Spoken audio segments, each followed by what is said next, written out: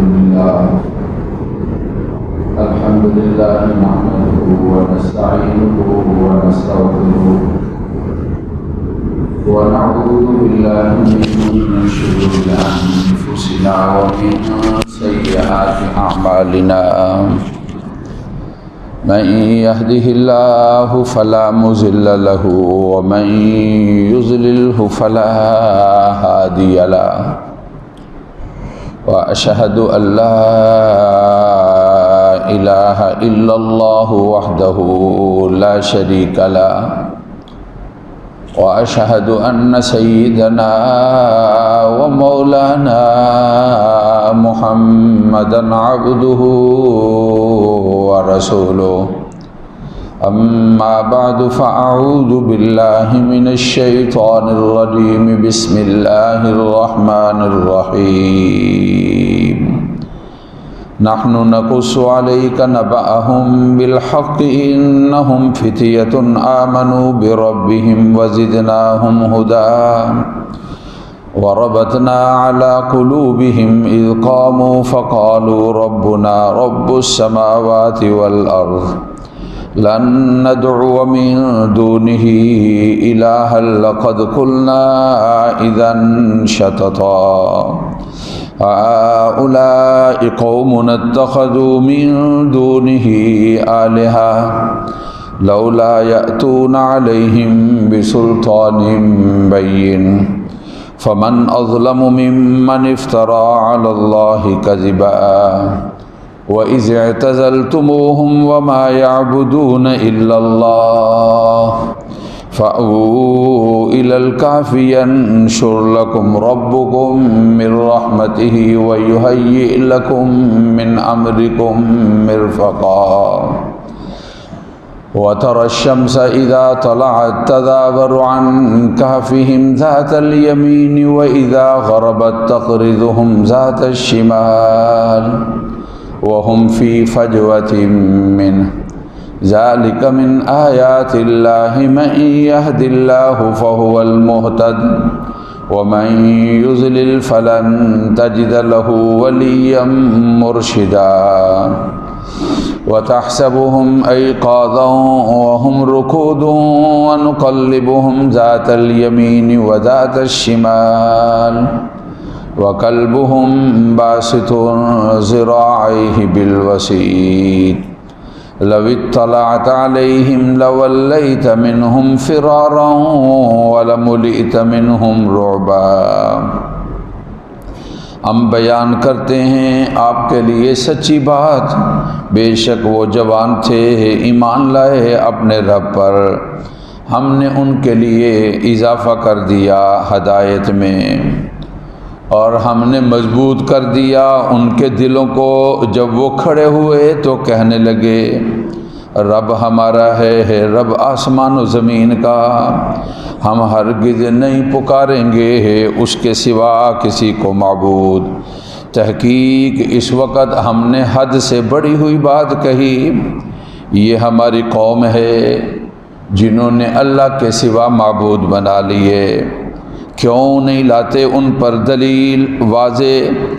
اس سے بڑا کون ظالم ہے جو اللہ پر بہتان باندھتا ہے جھوٹ کا؟ جب تم الگ ہوگے ان سے اور جن کی اللہ کے سوا وہ عبادت کرتے ہیں، پس آ جاؤ غار کی جانب، پھیلا دے گا تمہارے لیے تمہارا رب اپنی مہربانی سے، اور مہیا کرے گا تمہارے لیے تمہارے کام میں نرمی۔ آپ دیکھیں سورج کو جب طلوع ہوتا ہے تو کترا جاتا ہے غار کی دائیں جانب، اور جب غروب ہو جاتا ہے کترا جاتا ہے بائیں جانب، اور وہ ان کے درمیان ہے۔ یہ اللہ کی نشانی ہے، جس کو اللہ ہدایت دے پس وہ ہدایت والا ہے، جس کو اللہ بہکا دیں آپ نہیں پائیں گے اس کے لیے کوئی دوست ہدایت دینے والا۔ تم گمان کرتے ہو ان کو کہ وہ بیدار ہیں، حالانکہ وہ سوئے ہوئے ہیں، ہم ان کو پلٹتے تھے دائیں کروٹ پر اور بائیں پر، اور ان کا کتا پاؤں پھیلائے ہوئے ہے دروازے پر۔ اگر جھانکو تم ان کو تو پھرو ان سے بھاگ کر، اور تمہارے اندر اس میں رعب آ جائے۔ صدق اللہ العظیم وبلغنا رسولہ النبی الکریم۔ واجب صد احترام معزز سامعین، قرآن مجید سورۃ کہف 15واں پارے کا اور سورۃ مبارکہ کا دوسرا رکوع ہے اور پارے کا 14واں رکوع ہے، جس کی تلاوت اور ترجمہ آپ نے سنا ہے۔ سورۃ کہف میں اللہ رب العزت کی ذات نے اصحاب کہف کا تذکرہ کیا ہے۔ کہف غار کو کہا جاتا ہے، اصحاب کہف کا مطلب غار والوں کا تذکرہ کیا ہے۔ یہ در حقیقت ایک سوال کا جواب تھا۔ مکے والوں نے رسول اللہ صلی اللہ علیہ وسلم سے پوچھا تھا، اگر آپ اللہ کے نبی اور پیغمبر ہیں تو ہمیں بتائیں، چند جوان تھے جو شہزادے تھے، بڑے لوگوں کی اولاد تھے، بادشاہ اور وزراء کی وہ اولاد تھے، اور وہ اپنی قوم سے الگ ہو گئے اور غار میں انہوں نے پناہ لے لی۔ ان کا واقعہ اور ان کا تذکرہ اور ان کا قصہ بیان کیجیے۔ چنانچہ رسول اللہ صلی اللہ علیہ وسلم پر وحی آئی، اللہ رب العزت کی ذات نے سورۃ کہف کو نازل کیا اور اس کے اندر اللہ تعالیٰ نے ان کا واقعہ تفصیل کے ساتھ بیان کیا ہے۔ اب واقعہ کے اندر دو حصے ہوتے ہیں، ایک واقعہ بیان کرنا کہ یہ نوجوان کیا عقیدہ رکھتے تھے، یہ نوجوان کیا نظریہ رکھتے تھے اور ان کی کیا فکر تھی، اور انہوں نے بادشاہ اور ان کی آپس میں کیا اختلافی وجہ تھی، اور پھر یہ کہاں چلے گئے، اور پھر کتنا زمانہ تک یہ غائب رہے، اور پھر ان کے بعد کیا ہوا۔ ایک یہ تفصیلات ہیں۔ دوسری تفصیلات یہ ہیں کہ یہ واقعہ کس سن کے اندر پیش آیا، یہ واقعہ کس علاقے کے اندر پیش آیا، اور یہ واقعہ جو ہے جو جس علاقے کے اندر پیش آیا ہے اس کا نام کیا ہے۔ یہ تفصیلات ان کو قرآن مجید نے بیان نہیں کیا ہے، چونکہ قرآن کوئی تاریخ کی یا واقعات بیان کرنے والی کتاب نہیں ہے۔ قرآن مجید کے اندر اللہ تعالیٰ پہلے لوگوں کے واقعات کو اور گزشتہ قوموں کی تاریخ کو بیان تو کرتا ہے، لیکن اس بیان کرنے کے اندر جو ضرورت ہے اور جتنا وہاں پر اہم ہوتا ہے اس واقعہ کا حصہ قرآن مجید اسی کا تذکرہ کرتا ہے، اور باقی باتوں کو اہل علم پر چھوڑ دیا، تم تحقیق کرو۔ چنانچہ اس پر اہل تحقیق نے اپنی اپنی تحقیقات کے لحاظ سے زمانے کے بارے میں بھی اور ان کے علاقے کے بارے میں بھی بیان کر دیا ہے۔ چنانچہ یہ تحقیقات کے اندر یہ بات ایک تقریباً متفق ہے، رسول اللہ صلی اللہ علیہ وسلم سے پہلے یہ واقعہ پیش آیا، اور حضرت عیسیٰ علیہ السلام کے اٹھ جانے کے بعد یہ واقعہ پیش آیا۔ یہ اس زمانے میں واقعہ پیش آیا جب حضرت عیسیٰ علیہ الصلاۃ والتسلیمات دنیا سے تشریف لے گئے تھے۔ حضرت تھانوی رحمہ اللہ تعالیٰ علیہ نے کہا کہ یہ 200 جس وقت یہ واقعہ پیش آیا 250 عیسوی تھی جب یہ واقعہ پیش آیا، اور 300 سال تک یہ لوگ غار کے اندر سوئے رہے، اور پھر ان کو بیدار کیا۔ جس وقت یہ بیدار ہوئے تو 550 عیسوی تھی جس وقت وہ بیدار ہوئے۔ رسول پاک صلی اللہ علیہ وسلم کی تشریف آوری ہوئی ہے 570 عیسوی میں، تو اس لحاظ سے آپ صلی اللہ علیہ وسلم کی تشریف آوری سے تقریباً 20 سال پہلے کا یہ واقعہ ہے۔ بیدوسیس ایک آدمی تھا، دقیانوس ایک آدمی تھا بادشاہ اس زمانے کے اندر جو مشرک تھا اور شرک پر لوگوں کو زبردستی کرتا تھا۔ اس زمانے کے اندر یہ واقعہ پیش آیا، اور جب یہ لوگ بیدار ہوئے اس وقت بادشاہ تھا، اس کو بیدوسیس کہا جاتا ہے، وہ توحید پرست تھا اور وہ ایمان والا تھا۔ اس زمانے کے اندر یہ واقعہ پیش آیا ہے۔ اب کچھ حضرات کا کہنا یہ ہے کہ یہ جس علاقے کے اندر یہ واقعہ پیش آیا وہ روم کا علاقہ ہے، کچھ حضرات کا کہنا یہ ہے کہ وہ شام کا علاقہ ہے۔ بہرحال حضرات مفسرین اکرام یہ بیان کرتے ہیں جس بات کو اللہ تعالیٰ نے بیان نہیں کیا اور مبہم رکھا ہے اس کو اسی طرح رکھنا زیادہ بہتر ہے۔ جو واقعہ قرآن نے بیان کیا ہے اس حد تک اس واقعہ کے اندر غور کرنا چاہیے اور اس حد تک اس واقعہ کے اندر فکر کرنی چاہیے۔ چنانچہ یہ جو میں نے کہا کہ دقیانوس نامی بادشاہ یہ بت پرست تھا اور مشرک تھا اور لوگوں کو شرک پر مجبور کرتا تھا۔ ان کا کوئی میلہ تھا اور ان کا کوئی پروگرام تھا جس پر وہ لوگ بستی سے باہر آئے اور سارے لوگ جمع ہوئے اور وہ عبادت کرتے تھے۔ اس وقت بتوں کو ساتھ لاتے اور عام کھلی جگہ پر اور بتوں کی عبادت کرتے تھے۔ اللہ رب العزت کی ذات نے ایک نوجوان کے ذہن کے اندر یہ بات ڈالی کہ اللہ ایک ذات ہے جو ہمیں پیدا کرنے والی، ایک ذات ہے جو ہمیں رزق دینے والی، ایک ذات ہے جو ہمیں زندگی دینے والی، ایک ذات ہے جو ہمیں موت دینے والی ہے۔ اللہ رب العزت کا تصور یہ انسان کی فطرت کے اندر موجود ہے اور انسان اپنی فطرت کے لحاظ سے اور عقل سلیمہ کے لحاظ سے وہ یہ تقاضا، اس کی عقل یہ تقاضا کرتی ہے کہ ایک ہی ہستی ہے جو اس نظام کو چلانے والی ہے، اس لیے کہ اگر کئی ہستیاں بن جائیں اس نظام کو چلانے والی تو لفسدتا، قرآن نے کہا ہے کہ یہ زمین و آسمان میں فساد برپا ہو جائے۔ ایک یہ چاہے گا کہ دھوپ نکلے اور دوسرا یہ چاہے گا کہ بارش ہو جائے،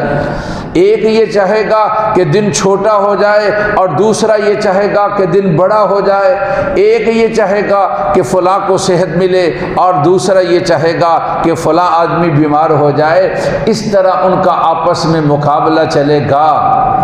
جو غالب آئے گا وہ خدا ہوگا، جو غالب نہیں آئے گا وہ خدا نہیں ہوگا۔ اس لیے یہ ماننا پڑے گا فطرت سلیمہ انسان کی یہ تقاضا کرتی ہے، وہ ایک ہی ہستی ہے جس کا جو کہنا ہے وہ ہو جانا ہے اور اس کا حکم ہے اور اس کی طاقت ہے، اس کے سامنے کسی کی کوئی طاقت نہیں ہے۔ جو ہم کو جو قرآن نے ہم کو بیان کیا اور رسول پاک صلی اللہ علیہ وسلم نے ہم کو بیان کیا وہ ہستی ہے اللہ رب العزت کی۔ چنانچہ ایک نوجوان اس مجمع سے الگ ہوا، ایک درخت کے نیچے اس نے اپنے کو کر لیا۔ اللہ کی ذات نے کسی اور نوجوان کے ذہن میں بات ڈالی، وہ بھی ان کی عبادت سے اور پرستش سے اور بتوں کو معبود ماننے سے انکاری ہو کر وہ بھی اسی درخت کے اندر اس طرح چند جوان کٹھے ہو گئے، آپس میں ایک دوسرے کو پہچانتے نہیں تھے، آپس میں ایک دوسرے کا مقصد نہیں سمجھتے تھے اور آپ یہ خیال کرتے تھے کہ اگر ہم نے بتایا، اگر ہم نے ظاہر کیا تو ہمیں پکڑ لیا جائے گا اور اگر ہم نے ظاہر کیا تو پھر بادشاہ تک اطلاع مل جائے گی، اور وہ بڑا ظالم تھا اور وہ قتل کر دیتا تھا اور وہ بڑی سخت سزا دیتا تھا۔ ایک نے جرت کر کے یہ بتا دیا میں تو اس وجہ سے الگ ہوا ہوں۔ اب دوسروں کو ہمت ملی تو انہوں نے بھی یہ کہہ دیا کہ ہر ایک نے کہ ہمارا بھی یہی مقصد ہے اور ہم بھی ان کی اس طرح کی حرکات سے بیزار ہیں اور اپنے کو الگ کرتے ہیں اور ان کے ساتھ ہم شامل نہیں ہوتے ہیں اور ہم نے ان کے نظریات کو اور ان کے عقائد کو چھوڑ دیا ہے اور ہم نے اپنے کو ان سے الگ کر لیا ہے۔ چنانچہ جب اس طرح سلسلہ ہوا تو یہ جب الگ ہو گئے تو پھر بستی کے اندر اور علاقے کے اندر ان کے بارے میں چرچا ہونے لگا۔ بادشاہ تک اس کی اطلاع پہنچی کہ اس طرح چند نوجوان ہیں جو ہمارے عقائد کے خلاف ہیں، جو ہماری فکر کے خلاف ہیں اور ہمارے نظریات کے خلاف ہیں، جن کا عقیدہ ہمارے عقیدے کے ساتھ مطابق نہیں ہے۔ قرآن مجید ارشاد فرماتا ہے کہ بادشاہ نے ان کو بلا لیا اور ان سے سوال کیے اور ان سے پوچھا تو آگے قرآن مجید ان کے سوالوں کا اور ان کے جواب دینے کے بارے میں تذکرہ کرتا ہے۔ اللہ کی ذات نے ان کو ہمت دے دی اور طاقت اور قوت دے دی اور جرت دے دی اور بہادری دے دی، اور انہوں نے حق کا اور سچ کا اور توحید کا ظالم اور مشرک اور کافر بادشاہ کے سامنے اس کا ڈنکا بجایا اور اس کا اعلان کیا اور توحید کے بارے میں اس کے سامنے اظہار کر دیا۔ اب اس نے مہلت دی، ذرا سوچ لو، تمہیں سزا دی جائے گی۔ تو انہوں نے آپس میں مشورہ کیا، اس سے پہلے کہ ہمیں پکڑا جائے اور سزا دی جائے، اس بستی سے نکلیں، یہ زمین اللہ کی ہے اور اللہ رب العزت کی زمین پر کہیں اور جائیں اور اللہ کی پرستش اور عبادت کریں۔ جب بستی سے نکلتے ہیں تو بارش ہو گئی، اپنے کو ایک غار کے اندر انہوں نے چھپا لیا اور غار کے اندر اپنے کو پناہ دی، اور پھر غار کے دہنے پر ایک غار کے اندر جب وہ اپنے کو پناہ دیتے ہیں تو لیٹتے ہیں تو اللہ کی ذات نے ان کو نیند دے دی، اور اس نیند کے اندر 309 سال تک وہ سوئے رہے۔ یہ 309 سال یہ خود قرآن نے بیان کیا ہے، اور 309 سال کے الفاظ کے ساتھ قرآن مجید نے آگے جو رکوع تلاوت ہوا اس کے بعد ایک رکوع چھوڑ کر قرآن مجید نے اس کا تذکرہ کیا ہے۔ یہ ان نوجوانوں کا واقعہ ہے جس کو قرآن یہ بیان فرما رہا ہے۔ ذرا الفاظ قرآن کے اندر غور کریں۔ اللہ تعالیٰ کا فرمان ہے فَضَرَبْنَا عَلَىٰ آذَانِهِمْ فِي الْكَهْفِ سِنِينَ عَدَدًا، ہم نے تھپکی دے دی ان کے کانوں پر گنتی کے چند سال جب وہ غار میں تھے۔ اس کا مطلب یہ ہے کہ جب آدمی سوتا ہے اس کی آنکھیں پہلے سوتی ہیں اور ان کے کان بعد کے اندر سوتے ہیں۔ جب آدمی سو بھی جاتا ہے تو ایک وقت تک کانوں کے اندر آواز پڑتی ہے تو آدمی بیدار ہوتا ہے، اس لیے کہ کان ابھی تک مکمل نہیں سوئے ہوئے ہوتے، لیکن جب بیدار ہوتا ہے تو پہلے کان بیدار ہوتے ہیں اور آنکھیں بعد کے اندر بیدار ہوتی ہیں۔ رات کو جب اذان کی آواز آتی ہے تو پھر آدمی بیدار ہو جاتا ہے۔ وہ بڑا پیارا زمانہ تھا جب لوگ چھتوں کے اوپر سوتے تھے اور رات کے آخری حصے کے اندر گرمیوں میں مرغا بولتا تو لوگ اس کے ساتھ بیدار ہوتے اور لوگوں کا اندازہ تھا یہ فلاں وقت بولتا ہے، اور پھر کہیں سے اذان کی آواز آتی تو لوگ بیدار ہوتے کہ اللہ کا منادی اور مؤذن پکار رہا ہے۔ آج ہم جس طرح کے بیڈ روم ایئر ٹائٹ قسم کے بیڈ روم ہیں، دروازے پر کوئی شور و غل ڈالتا رہے تو اندر کوئی پتہ نہیں چلتا کہ باہر کیا مدد کوئی پکار رہا ہے اور باہر کیا کوئی چاہتا ہے۔ تو میں نے عرض کیا کہ بیدار ہونے کے لحاظ سے کان پہلے بیدار ہوتے ہیں،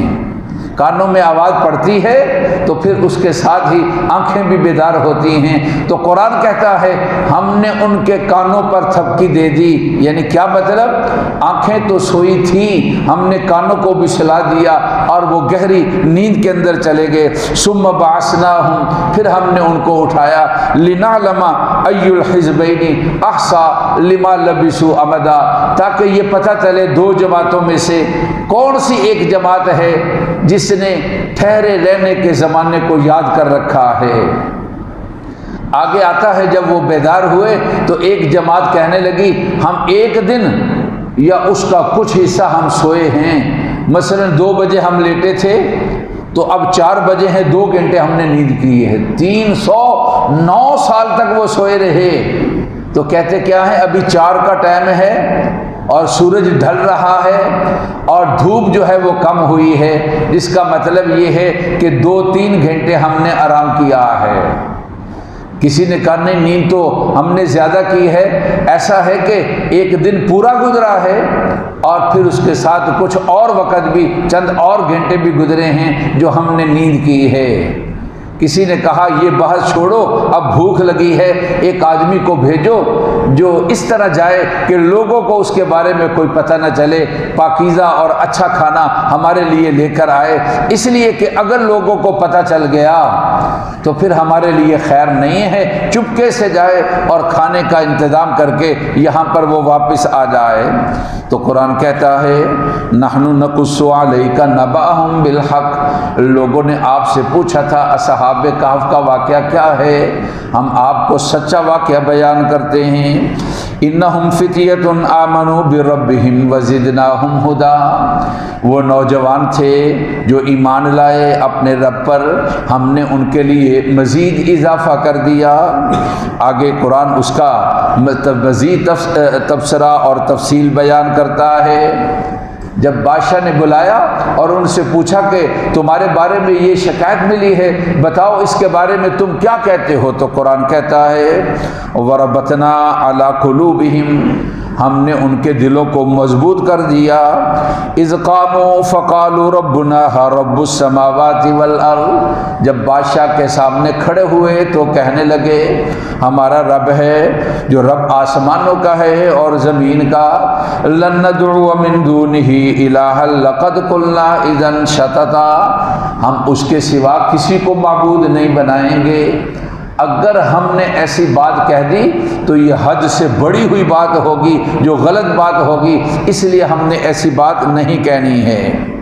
ہؤلاء قوم اتخذوا من دونہ آلہہ، بادشاہ نے مہلت دی، جاؤ جا کر سوچو، پھر تمہیں تاریخ دے دی اور دوبارہ بلایا جائے گا اور تم سے پوچھا جائے گا۔ اب وہ جب آپس میں الگ ہوتے ہیں تو کہتے ہیں ہؤلاء قوم اتخذوا من دونہ آلہہ، یہ وہ لوگ ہیں جنہوں نے اللہ کے سوا معبود بنائے ہوئے ہیں۔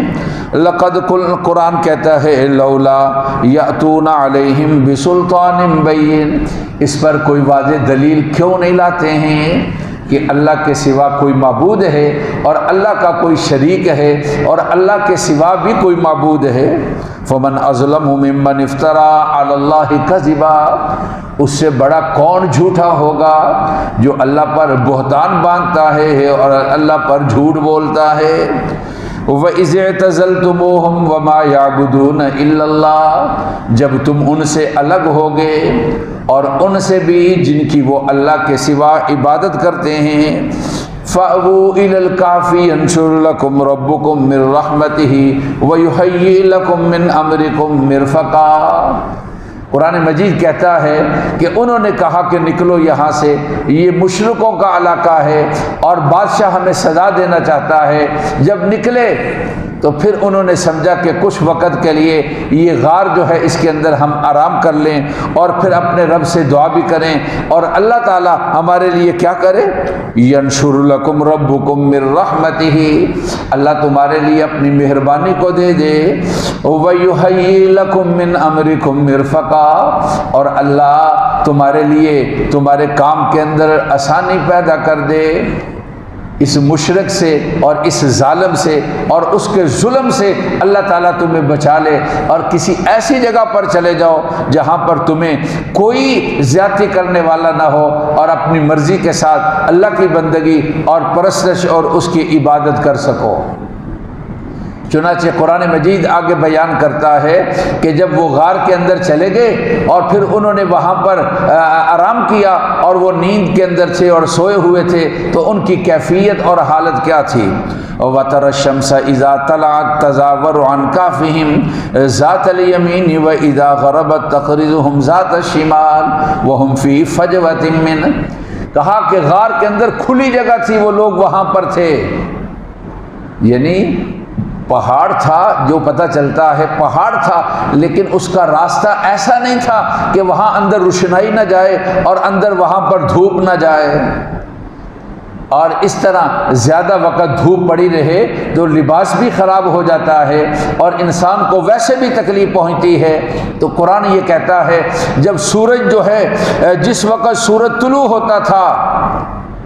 تو ان کی دائیں جانب سے ہو کر چلا جاتا اور جس وقت غروب ہوتا تھا اور ان کی بائیں جانب سے ہو کر چلا جاتا، اور وہ اس غار کے درمیان کے اندر تھے۔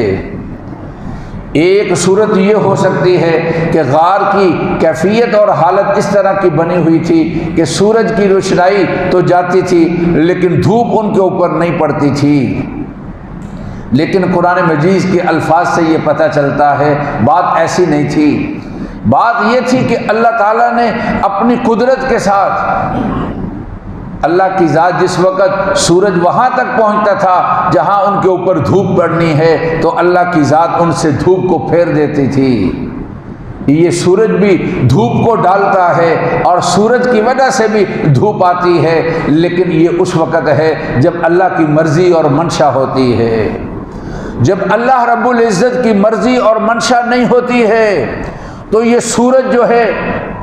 باوجود طلوع ہونے کے یہ دھوپ نہیں ڈال سکتا ہے، اور باوجود اس کے کہ پورے جوبن کے اندر ہے لیکن دھوپ نہیں پڑتی ہے۔ اس طرح کتنے واقعات ہیں جو اس دنیا کے اندر پیش آئے ہیں۔ چنانچہ قرآن مجید یہ ارشاد فرما رہا ہے وَتَرَى الشَّمْسَ إِذَا طَلَعَتْ، آپ دیکھیں کہ جب سورج طلوع ہوتا ہے تو کترا جاتا ہے غار کی دائیں جانب، اور جب غروب ہوتا ہے تو کترا جاتا ہے بائیں جانب، اور وہ غار کے درمیان میں تھے۔ آگے جو قرآن نے فرمایا تو کہا ذالک من آیات اللہ، یہ اللہ تعالیٰ کی قدرت کی نشانیاں ہیں، اس سے پتہ چلتا ہے یہ بطور معجزہ کے اللہ تعالیٰ ان سے دھوپ کو پھیر لیتے تھے، اور اللہ رب العزت کی ذات جو ہے اور وہ دائیں اور بائیں دھوپ کو کر دیتے تھے۔ تو فرمایا کہ من یہد اللہ فہو المہتد، جس کو اللہ تعالیٰ ہدایت دے دے ہیں وہ ہدایت والا ہے، ومن یضلل فلن تجد لہ ولیا مرشدا، جس کو اللہ تعالیٰ بہکا دیں، اللہ کی نافرمانی کی اور اللہ کا فیصلہ آ گیا کہ اس کے لیے ہدایت نہیں ہے، تو فرمایا کہ فلن تجد لہ، آپ نہیں پائیں گے اس کے لیے کوئی حمایتی ہو، مرشدہ جو اس کی رہنمائی کرے اور اس کو ہدایت دے دے۔ پھر ایک اور قرآن مجید نے ان کی کیفیت بیان کر دی۔ غار کے اندر ان کی کیفیت کیا تھی؟ اگر کوئی آدمی جھانک کر دیکھتا تو یہ سمجھتا کہ یہ بیدار ہیں، حالانکہ وہ سوئے ہوئے تھے۔ وَتَحْسَبُهُمْ أَيْقَاظَ وَهُمْ رُقُودٌ، تم خیال کرتے کہ وہ بیدار ہیں حالانکہ وہ سوئے ہوئے تھے۔ یعنی ان کی کیفیت اس طرح کی تھی، آنکھیں کھلی ہوئی جس طرح کہ کوئی بیدار آدمی ہوتا ہے، اور دیکھنے والا ان کو بیدار سمجھتا تھا۔ وَنُقَلِّبُهُمْ ذَاتَ الْيَمِينِ وَذَاتَ الشِّمَالِ، ہم ان کو دائیں کروٹ پر بھی پھیرتے تھے اور بائیں پر بھی۔ اور قرآن کہتا ہے وَقَلْبُهُمْ بَاسِطٌ ذِرَاعَيْهِ بِالْوَسِيدِ، اور ان کا کتا تھا جو غار کے دروازے پر پاؤں پھیلائے ہوئے بیٹھا ہوا تھا۔ لَوِ اطَّلَعْتَ عَلَيْهِمْ لَوَلَّيْتَ مِنْهُمْ فِرَارًا، اگر تم وہاں پر جھانکتے، غار میں جھانک کر ان کو دیکھنا چاہتے تو قرآن یہ کہتا ہے تو تم ان سے بھاگ جاتے۔ وَلَمُلِئْتَ مِنْهُمْ رُعْبًا، تمہارے اندر خوف طاری ہو جاتا اور رعب طاری ہو جاتا، اور تم اس کی وجہ سے، رعب کی وجہ سے وہاں سے پھر جاتے۔ یہ اصحاب کہف کا واقعہ ہے جس کو قرآن مجید نے بیان کیا ہے۔ یہاں تک ان کی نیند کا تذکرہ ہے اور نیند کی کیفیت کا تذکرہ ہے۔ آگے قرآن یہ بیان فرمائے گا اس نیند سے اللہ رب العزت کی ذات نے ان کو بیدار کیا، اور پھر بیداری کے بعد ان کی کیفیت اور حالت کیا تھی۔ انشاءاللہ آئندہ جمعے اس کا تذکرہ ہوگا۔ اللہ تبارک و تعالی ہمارا جمعے کے لیے مسجد میں آنا قبول فرمائے، ہماری غلطیوں کو اور کوتاہیوں کو معاف فرمائے۔ ربنا تقبل منا انک انت السمیع العلیم، سنتے ادا فرما دیجیے۔